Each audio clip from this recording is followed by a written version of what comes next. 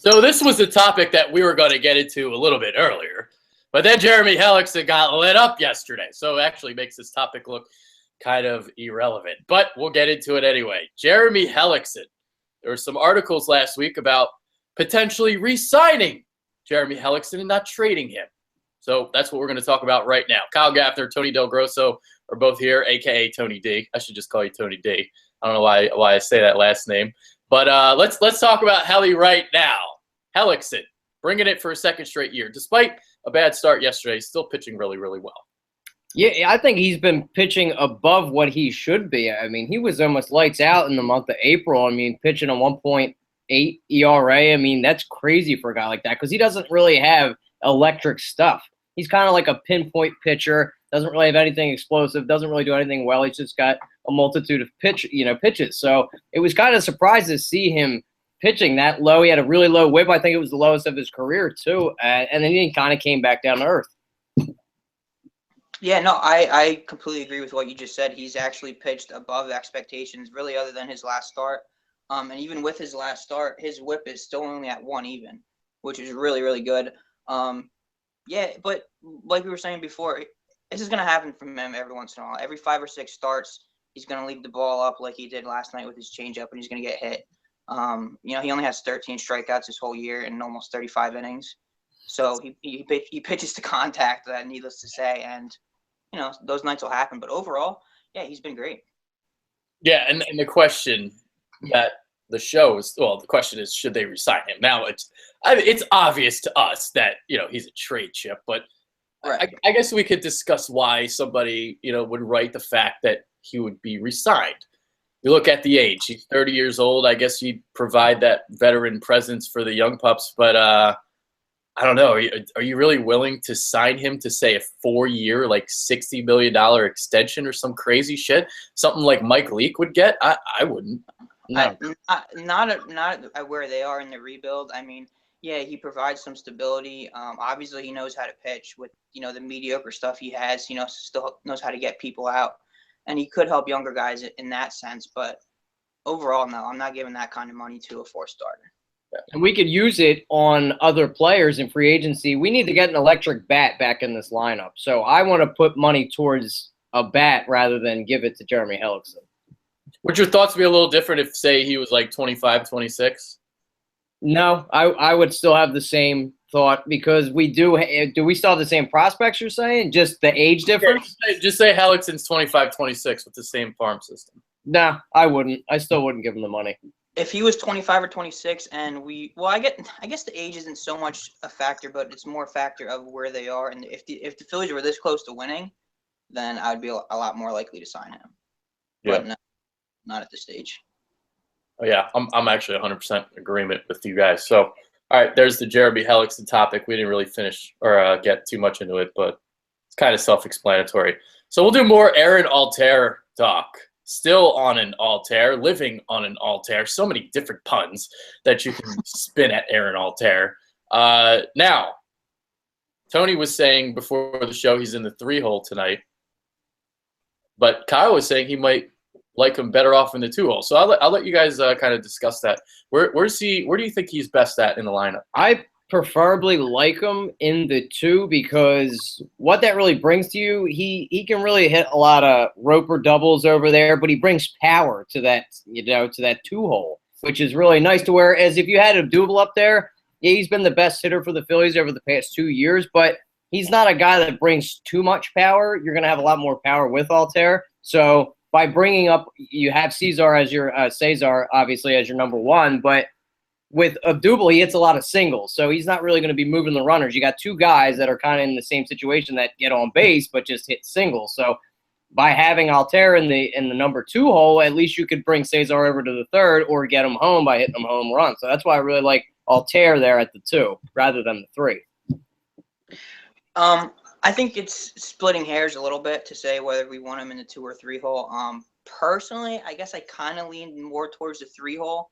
Just because the on-base abilities of Caesar and Odubel, you could put them 1-2. But really, he's a guy you could put anywhere from 2 to 5 in the order, and he's going to be productive. He's just a versatile offensive player. He could get on base. He could move the guy over. He could drive in runs. So if McCann was the kind of guy who liked to put his pitcher eighth and have the nine hole as like an extra leadoff guy, then I would probably be more inclined just to put Altair 2. Mm-hmm. But I'm fine with him at 3, 2, 3, 4, 5. Really doesn't matter.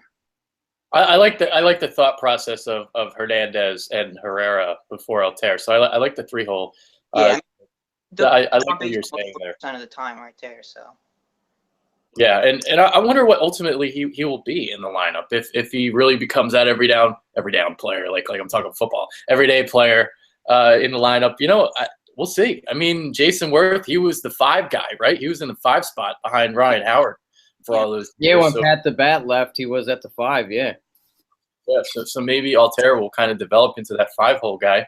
And another reason why he can be in the 3 right now is because Michael Franco's struggling. That's a topic that we're going to get into next week. Maybe we'll go around the horn real quickly about that right now, actually, if you would.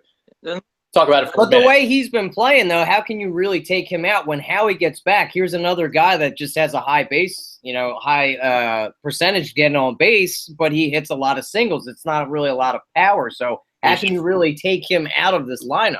Right. I completely agree. Howie Kendrick, well, first of all, the most important position for Altair is that he's in the lineup, no matter what spot it's in. And yeah, I mean, Howie Kendrick is not a middle of the order guy. He just doesn't hit for power. He never has, and he's not going to all of a sudden develop power at his age. So, I mean, I don't want and he doesn't really particularly have great on base skills either, so I don't really want him at the top of the order. To me, Howie Kendrick is a 7, 8, 9 guy. At this point in his career, yeah. Yeah. Yeah, I'm with you guys. Thoughts on Franco's struggles, just real quick. We'll dive into it next week, but just to touch on it a little bit, he's just been brutal. He's been getting into bad habits again. He's been really aggressive swinging at the first pitch, which he's worked on this season. He's been seeing a lot more pitches, but he's starting to get into old habits. He's swinging for the fences again, and it's just really frustrating to watch because there's been a lot of times the guy's been on base where you expect Mikel to finally step up and be that guy and drive the runs in, and he's just not doing it. He's not seeing pitches well. Right. Yeah, to me, it's concerning because he's swinging at those same pitches that he would swing at last year. And yeah, he definitely is seeing more pitches in general. The whole team is, but pitchers are still exploiting his weakness. And if he's not going to make that adjustment and he's not going to do it relatively soon, then there's some major concerns to me with Michael Franco because right now he's just not cutting it. He was great in the beginning of the season. It just slumped off. Yeah, and realistically, I mean, he's a power hitter, so he's going to go through peaks and valleys through the whole game. But I mean, you look at his numbers. I'm sure all 3 of us can agree they're just not even close to good enough. No. He's never going to bat for average anyway. Right. No, he's not. I mean, I don't think anybody ever predicted him to be more than a 250, 260 hitter, but that was predicted to be with 30 home run power. So yes, absolutely. Yeah. We're going to get into him next week. That's going to be a good show. Now, last week. Phillies, they won 6 games in a row. Holy shit. But actually, when you look at it, I mean, beating up on the Braves 3 times, that's a quad A team. You beat up on the Marlins twice. And, well, they did beat the Mets. But New York can fucking suck it. So 6 games in a row they won, and then they kind of fell back down to reality. They've lost, 4 of the last 5 playing Chicago and the Dodgers. But 6-game winning streak. What do you guys take out of that? I would still think it's a positive. You won 6 games in a row. I mean, it was just nice to see, I guess, for nostalgia, because we haven't really had great teams in any area of the sports in Philadelphia. To just see any type of winning streak, I think is great for the fans. But if you look at it realistically, they weren't great teams. They should be beating up on these guys. I mean, we're not complete trash. Wait, should they be beating up on them? We should. We're not that good. I think we should be beating up on these guys because you look at it, we're light years ahead of the Braves, and the Marlins are. Oh, yes, we are. I don't think we're that great. I think we're decent. I mean, I think we're going to win 70-some games, but we should be beating these teams. I mean, and we were really playing tough with the Dodgers too before we just blew it. But I mean, that's the bullpen for you. It's been our Achilles heel ever since 2011, 2012. It's been bad. Our Sidney Jones, so to speak. I see it. Yeah, I mean, it's kind of a blind squirrel catching a nut kind of thing. Yeah, they won 6 straight games, but like you said, who was it against? It's kind of like, the 25th best team in the league beating up on the 29th best team in the league. Wow, that's real cool, real impressive. So, are we even the 25th best team in the league? I think we're worse than you guys think we are. I don't think so. I think we're middle of the pack. I don't think we're in the middle. No, I think we're in the middle of the pack. We're like in the last fourth of the pack. I don't know about that. We're definitely in the 20s. I don't know, guys. I would say maybe like 18th. I wouldn't say in the low 20s. I think we're a little better than that. We could do that next week. We are going to do that. We had the lowest run differential in the majors last year, correct? We were terrible.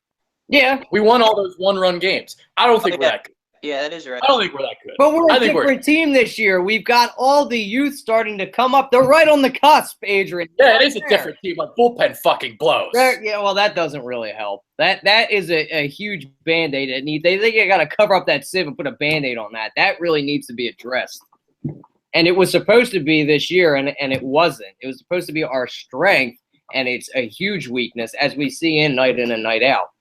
Tony, thoughts on the bullpen? I really thought Nishek and Joaquin Benoit and I thought they all would be better. I thought Neris would be better. Yeah. It is what it is. I mean, they just haven't been good. And this is, to bring up a point, do you think this is why McCannon didn't really name a closer? Because I don't think he really knows if we even have a closer on this team. It's not Neris. He doesn't really have his swing and miss stuff like he had last year. He's getting hit a lot more. He's not really throwing his split. Yeah, I mean, I think we all know when a manager says we have a closer by committee, or he says I don't want to name a guy, we don't have a guy. No. So, bullpen guys are weird too, man. But at the same time, do you really want them to have a dominant bullpen guy right now for a team that, at best is going to win 78 games? No. It's kind of be a waste to have a great closer right now. Hence why they traded Giles when they did. And Pavlovan, yeah. Well, going back to the Giles thing, that would be the only thing of having, a great closer is so you can trade him again. Right. But bullpen guys are weird, man. Like 1 year you'll go out there, you'll have this great ERA, and then the next year it's like above 5 again. They're funky. They're just like kickers in the NFL. Yeah. It's like, Eric Gagne set the closing, the saves record that 1 year, and after that he was like out of the league in like less than 3 years or something. Yeah. Lidge, look at Lidge. He went perfect for us in 2008, and then completely. In 2009, he couldn't save anything. No, load him up, Lidge. I nicknamed him that year. It was terrible. Yeah, when closers go, they go. Yeah. All right. I guess that's about it. I guess we could quickly talk about Adam Jones and how Boston is racist. Man, we really get a bad rap, but look at all these other cities that do all this other stuff. That is unacceptable for that to be happening. And I heard it happened up in Toronto, too, that he was attacked during the wild card series. That's disgraceful. And I really hope the commissioner does something about it. And also, I hope that these people do get caught. Because just saying that they're going to do something, there should be action put towards this. Like, people should get fined, or they should get banned from the stadium even. Really hit them where it hurts. Don't just, kick them out for one game. They should really go after these people, because that's a disgraceful thing, to attack somebody because of the race and then throw peanuts at them on top of it. Talk about classless. To me, it's mind-blowing that this is even still a thing. Apparently, according to other players, this happens in Boston all the time. I don't know what it is about Boston. We've all heard stories about all 4 of their sports being incredibly racist. I will say though, you never want to make one guy or 2 or 3 guys make the entire stadium look like a bunch of jackasses, because I'm sure only 1 or 2 people probably. And to be fair, the next game, Boston fans, or at least the majority of them, did give Adam Jones a standing ovation. Good. And that bad. It's always idiots that ruin it for it. Yeah, but obviously, I hope they catch that guy or those guys or whatever, and they should be banned from every baseball stadium across the country, in my opinion. I agree. And they say that this has been an ongoing problem in Boston. So this is far from a one-time thing. This happens all the time, apparently. And for Adam Jones, from what I heard, Fenway Park is going. Yeah, basically any racist comments from now on, you're banned from the stadium for life. So if Kurt Schilling ever wanted to go to Fenway Park, he'd be fucked. Fuck Kurt Schilling. Racist motherfucker. And that fake bloody sock. Bloody sock. Yeah. All right. So yeah, we're gonna pretty much end this right now. We got all of our thoughts in, but we kept it to 15, 20 minutes, so we did well. Any final thoughts? I hope we get the win tonight. Let's just close out this series. You know, it was a great draft in Philadelphia. I also hope they bring that draft back next year too, to get a little off topic, but you know. All I gotta say is keep watching Mr. Hoskins. I wonder if he's going to be coming up. Yeah. Probably. All right, man. Yeah, go ahead. No, I'm good. Sorry. You're good? Okay. I was just going to say, tune in tonight, 8 o'clock, 4th of John. The Bitterbirds teaming up for the most awesome freaking Eagles draft show ever, for real, in the history of the universe, actually. So this is going to be epic tonight. Can't wait to get E-Rock and the boys on. Hopefully E-Rock wears his Eagles suit, because that was freaking awesome. So I hope he wears it on the show. But yeah, I can't wait for that tonight. Also, 8 o'clock, tune in to PI, Philly Influencer Facebook Live. They got the spotlight going on, Sean Brace, Nick Pacone. So we're going head-to-head tonight. See who wins the ratings war, the Bitterbirds or PI. Shall see tonight. So Kyle Gaffner, Tony Del Grosso, I'm Adrian Fecchio, doing big things here at the Bitterbirds. Keep it locked in here. Later, guys.